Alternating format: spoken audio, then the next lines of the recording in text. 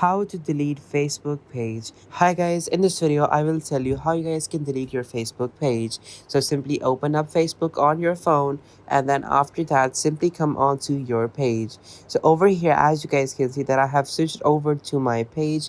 But of course, if you guys have not switched over to your page, it's very easy. Just simply open your page up, and then you are gonna get an option to switch over to the page.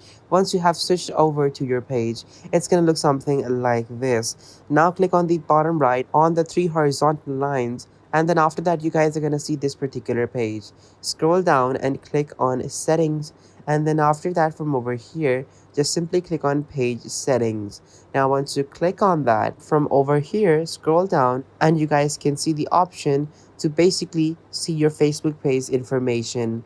From over here click on access and control, and then from over here you guys are going to get the option to delete your Facebook page.